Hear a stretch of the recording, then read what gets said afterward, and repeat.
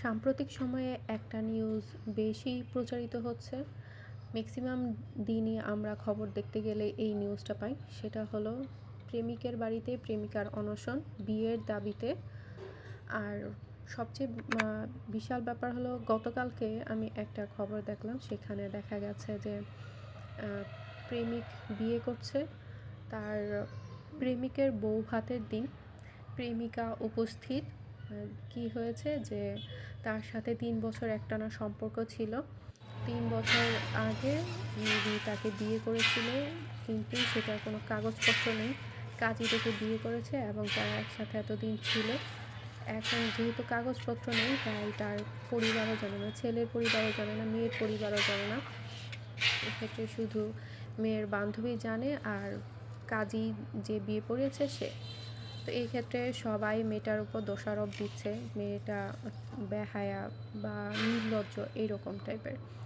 তো আমরা এই ক্ষেত্রে অবশ্যই ছেলেটার দোষ আছে, আমি বলবো না যে ছেলেটার দোষ নেই, তবে আমি বলবো যে মেয়েটারও কিছুটা দুর্বলতা আছে, মেয়েটারও কিছুটা দোষ আছে। সেটা হলো আমরা নিজেকে কেন, মেয়েরা নিজেকে কেন এত সস্তা করে তুলবো যে একটা ছেলে চাইলো, মানে কাজী ডেকে বিয়ে করলো যেখানে কোনো কাগজপত্র নেই, তার পরিবার জানে না, সেক্ষেত্রে কিভাবে ছেলেটার সাথে সে থাকতে রাজি হলো।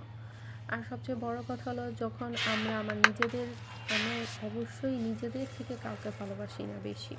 নিজেদের থেকে কাউকে ভালোবাসলে আমরা চিন্তা করতাম যে অপর মানুষটা যদি ভালো থাকে তাহলেই আমাদের ভালো থাকা, কিন্তু আমরা অবশ্যই নিজেকে ভালোবাসি, আর সেই নিজেকে ভালোবাসাটা আমাদের আগে জানতে হবে, বুঝতে হবে। আর এক্ষেত্রে সবচেয়ে বেশি প্রয়োজন যেটা আমাদের ধর্মীয় জ্ঞান, সামাজিক মূল্যবোধ।